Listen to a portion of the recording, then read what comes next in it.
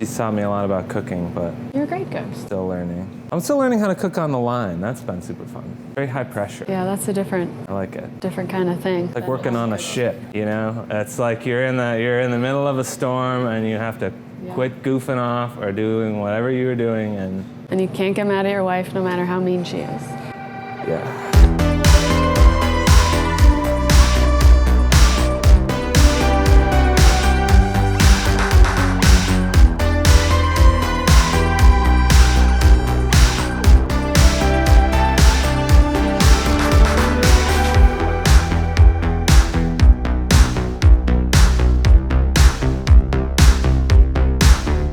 My name is Elliot Smith.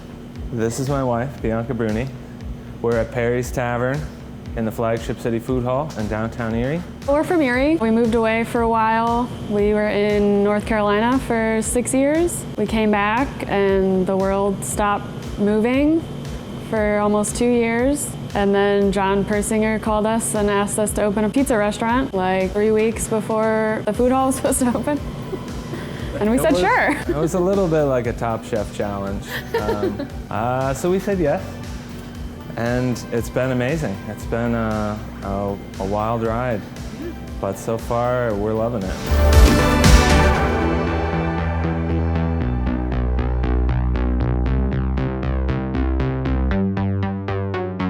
Elliot got into UNCW creative writing MFA program, and I was working all over town, different restaurants. I actually was there when Vivian Howard opened her pizza restaurant, so I have experience with that oven and the style of pizza a little bit. And when I was planning to be a writer primarily, I knew that to have an actual job, I would have to work in a restaurant the whole time. So I've never really not worked in a restaurant. It's the best. Honestly, it's fun. We've always worked well together, and even with a much higher level of pressure on both of us. Certainly the first time we've ever been in charge of anything together. That wasn't our own wedding.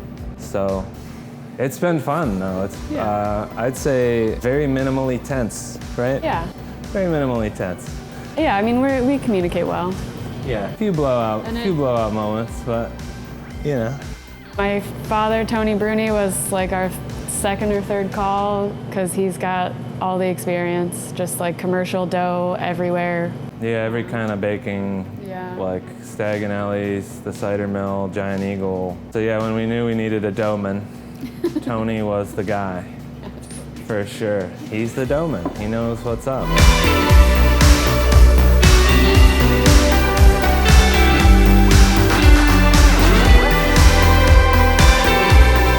This oven runs anywhere between, well, 0 and like 800 degrees. I think it can go up to 1,000, but we've not tried to cook a pizza at 1,000 degrees yet. We've cooked a pizza at 800 degrees accidentally. We have.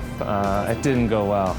But I didn't tell her that I had set it at that. I just sort of did it and then wandered off. And I came back from the basement like 20 minutes later with like a couple pineapples. Like, yeah, I did a good thing, like getting these pineapples. And it was like, the oven's hot, look what's going on.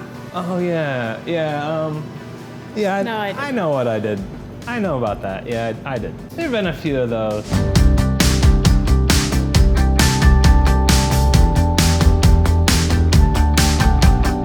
We started very basic. Our first menu, I think we only had 6 pizzas. Yeah, and then a build your own. So we wanted to make sure we could do simple well. That's been a big part of our philosophy from the beginning, was something can be high quality and it doesn't have to be fancy.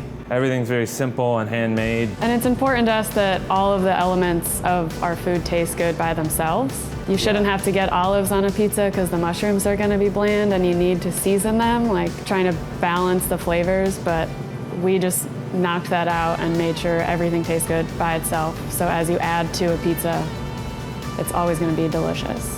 We use certain spices on the mushrooms because that's what we do at home, and it's a delicious option. And tested a lot of things before we settled on what we ended up using.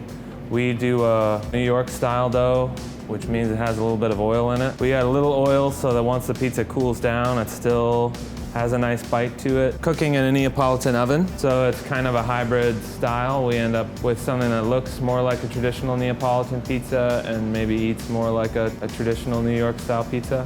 Once we have the basic things down, we've gotten a little more out there with pizzas and other menu items, so there's been a lot more recipe testing happening over the past couple weeks. We're about to start brunch next month, so we've been testing a lot of different breakfast pizza, bagel pizza. We're thinking of marketing it as brunch all day. Brunch all day? Brunch all day. But it will be on Sunday, we should clarify that. It'll be Sunday only, all day brunch, brunch all day. What we've been messing with over the past few weeks is like, how much different stuff can we do with pizza dough? And we figured out that donuts are slamming in that oven, and they taste very fried. Like they taste... Similar to the pepperoni rolls. That was another one of B's fabulous brainstorms. So B's idea was to roll them up like cinnamon rolls almost, and cut them into pinwheels, and boom. They taste very much like very deep fried for not being deep fried at all. It's wonderful.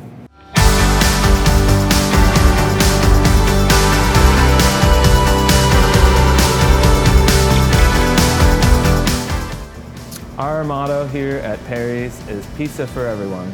We are really inspired by the food hall itself. Just how many different great chefs from all different great parts of Erie and different countries and communities here in town. The mix of different people here has been really amazing and inspiring, and so our goal with this place is just to make it a place welcoming for every type of person and every taste. Yeah, I just want to welcome everyone to come try our food. I want it to be as not intimidating as possible. I'd like to point out that, you know, our pizzas aren't that big. I know people wanted slices, and unfortunately that's not something we can do with this oven.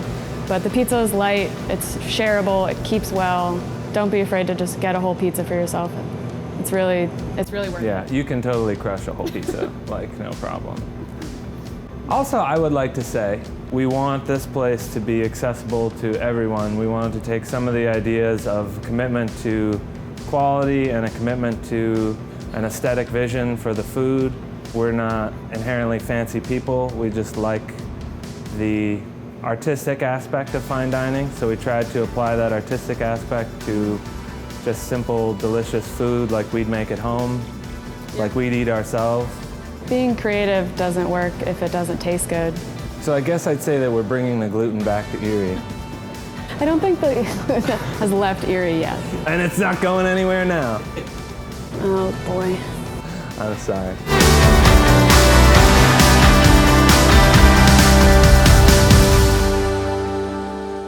You did it. You're a star.